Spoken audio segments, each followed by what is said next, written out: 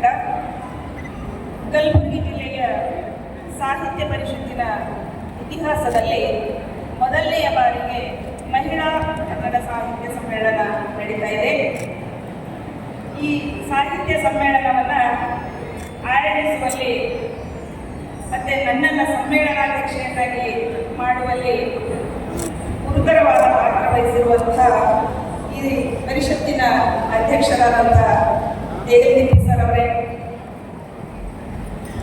ಗೌರವ ಅಧ್ಯಕ್ಷರಾಗಿರುವಂಥ ಸ್ವಾಗತ ಸಮಿತಿಯ ಅಧ್ಯಕ್ಷರಾಗಿರುವಂಥ ಸೋಮಶೇಖರ್ ಗೌನಾಯಕ್ ಸರ್ ಅವರೇ, ಸ್ವಾಗತ ಸಮಿತಿಯ ಅಧ್ಯಕ್ಷರಾಗಿರುವಂಥ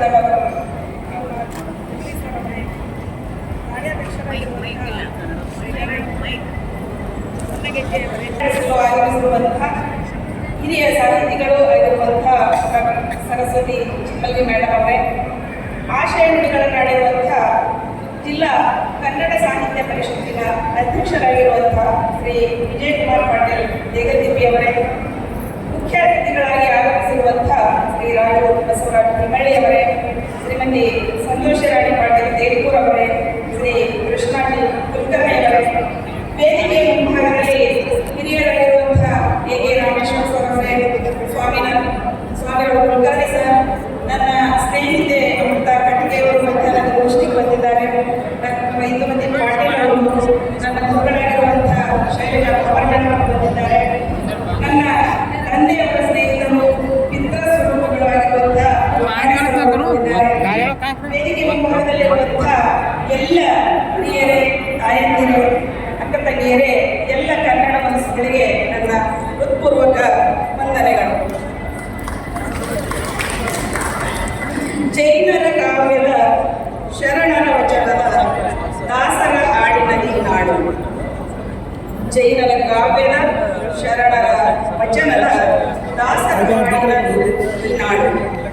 ಕಲಬುರಗಿ ಜಿಲ್ಲೆಗೆ ಈ ಹಾಡು ಅಕ್ಷರಶಃ ಒಪ್ಪುತ್ತದೆ. ಯಾಕೆ ಅಂತಂದ್ರೆ ಕಲಬುರಗಿ ಸಾಹಿತ್ಯ ಚರಿತ್ರೆಯಲ್ಲಿ ಕೃತಿ ಕೊಟ್ಟಂತಹ ಜಿಲ್ಲೆಯು ಸೇಡಂ ತಾಲೂಕಿನ ಮಣಕೇರಿನಲ್ಲಿರುವಂತಹ ರಾಷ್ಟ್ರಕೂಟ ಚಕ್ರವರ್ತಿ ಅಮೋಘ ವರ್ಷ ಋತುಗನ ಆಸ್ಥಾನದಲ್ಲಿರುವಂತಹ ಶ್ರೀ ವಿಜಯ ರಚಿಸಿರುವಂತಹ ಕವಿರಾಜ ಮಾರ್ಗವೇ ಕನ್ನಡ ಸಾಹಿತ್ಯದ ಮೊಟ್ಟ ಮೊದಲ ಉಪಲಬ್ಧ ಕೃತಿ. ಈ ವಚನ ಸಾಹಿತ್ಯ ಬಸವಾದಿ ಶರಣರ ನೇತೃತ್ವದಲ್ಲಿ ನಿಂತುಕೊಂಡಿರುವಂಥದ್ದು. ದಾಸ ಸಾಹಿತ್ಯವು ಕೂಡ ಇದರ ಕಾಲದಲ್ಲಿ ಹೆಚ್ಚು ಪ್ರವರ್ಧಮಾನಕ್ಕೆ ಬಂದಿರುವಂಥದ್ದು. ತತ್ವಪದ ಸಾಹಿತ್ಯ ಕೂಡ ಇದೇ ಭಾಗದಲ್ಲಿ ಇರುವಂಥದ್ದು.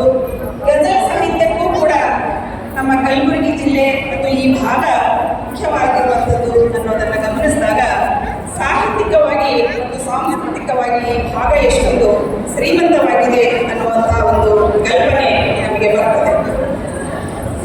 ಈ ಭಾಗದಲ್ಲಿ ಶರಣಬಸವೇಶ್ವರರ ದೇವಸ್ಥಾನ, ಸೂಫಿ ಸಂತರಾಗಿರುವಂತಹ ಖಾಜಾ ಬಂದಾರ ಅವರ ದರ್ಗಾ, ಅತಿ ದೊಡ್ಡ ಬೌದ್ಧ ಕೇಂದ್ರಗಳಲ್ಲಿ ಒಂದಾಗಿರುವಂತಹ ಬುದ್ಧ ವಿಹಾರ, ಜೊತೆಯಲ್ಲಿ ಸನ್ನದಿ ಮತ್ತು ನಾಗಾಡಿಗಳು ಈ ನಾಡಿನ ಸಾಂಸ್ಕೃತಿಕ ಹಿರಿಮೆಯನ್ನು ಎತ್ತಿ ಹಿಡಿದವು. ಕಲಬುರಗಿ ಜಿಲ್ಲೆ ಸರ್ವಧರ್ಮಗಳ ಸಮನ್ವಯ ಭೂಮಿ. ಎಲ್ಲ ಭಾಷೆ, ಎಲ್ಲ ಜಾತಿ, ಎಲ್ಲ ಧರ್ಮಗಳ ಜನ ಇಲ್ಲಿ ಸಮನ್ವಯತೆಯಿಂದ ವಾಸಿಸ್ತಾ ಇರುವಂಥದ್ದನ್ನು ನಾವೆಲ್ಲ ಗಮನಿಸ್ತೇವೆ.